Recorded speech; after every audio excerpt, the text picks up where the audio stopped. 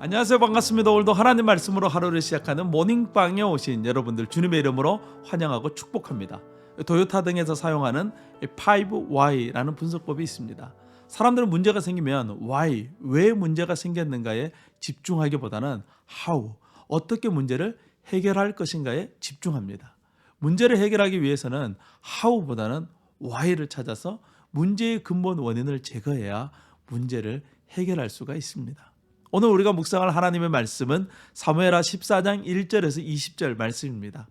압살롬이 외할아버지 집으로 도망친 지 3년이라는 시간이 지났습니다. 압살롬을 향한 다윗 왕의 분노가 어느 정도 사그라지기는 하였지만 여전히 압살롬으로 인해서 다윗 왕궁은 살얼음판이었어요. 아무도 이 압살롬에 대해서 이야기를 꺼낼 수가 없었습니다. 결국 요압이 나서서 문제를 해결해 보려고 합니다. 요압은 어떻게 압살롬을 데리고 올 것인가 하우에 집중하죠. 요압의 생각에는 압살롬만 데리고 오면 모든 문제가 다 해결될 것이라고 생각했던 것입니다.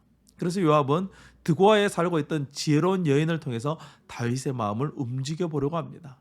요압은 드고아 여인에게 창세기에 나오는 이 가인과 아벨의 이야기를 각색해서 마치 그 여인의 이야기인 것처럼 들고 다윗에게 나아가도록 합니다. 드고아 여인은 다윗을 찾습니다. 그리고 다윗에게 자신의 문제를 해결해 줄 것을 요청하지요.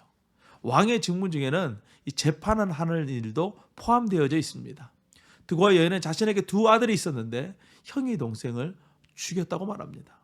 그런데 문제는 사람들이 이 동생을 죽인 형을 살인죄로 처벌하려고 한다는 거예요.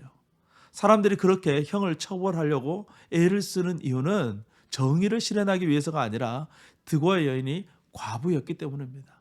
만약 사람들이 형을 처벌하게 되면 상속자가 다 사라지게 되고 그들의 재산을 사람들이 차지할 수 있기 때문에 그러한 악한 의도를 가지고 이 형을 처벌하려고 한다는 것이죠.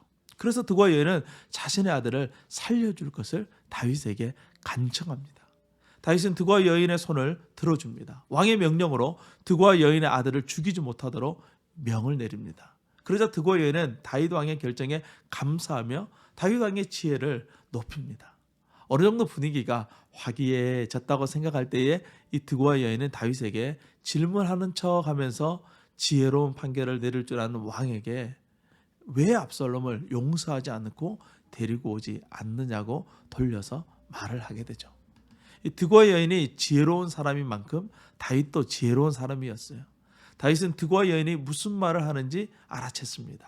다윗은 더 이상 압살롬을 데리고 오지 않을 명분이 자신에게 없다는 것을 깨닫게 된 것이죠. 결국 압살롬을 데리고 오는 방향으로 분위기가 전환되게 됩니다. 하지만 문제는 압살롬을 데리고 온다고 해서 상황이 바뀔까요? 그렇지 않을 것입니다. 다윗의 마음속에는 여전히 압살롬을 미워하고 있어요. 문제를 해결하기 전에 왜 이런 상황까지 왔는지 그 원인을 찾고 해결하지 않는다면 결국 문제는 다시 원점으로 돌아가게 되는 것이죠.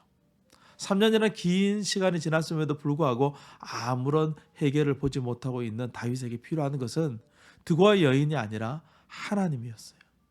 우리가 문제를 가지고 하나님께 나아가는 것은 문제를 해결하는 how를 찾는 것이 아니라 우리의 문제의 원인인 why를 찾는 것이죠. 말씀을 통해서 우리는 우리 내면 안에 있는 why를 찾아 해결해야 되는 거예요. 내 안에 깊은 곳에 있는 이 근원적인 문제들을 말씀을 통해서 치유받고 회복되는 은혜가 오늘 우리에게 필요합니다. 오늘도 하나님 말씀을 통해서 이 놀라운 은혜가 우리 모두에게 일어나기를 주님의 이름으로 축원합니다. 오늘도 승리하세요.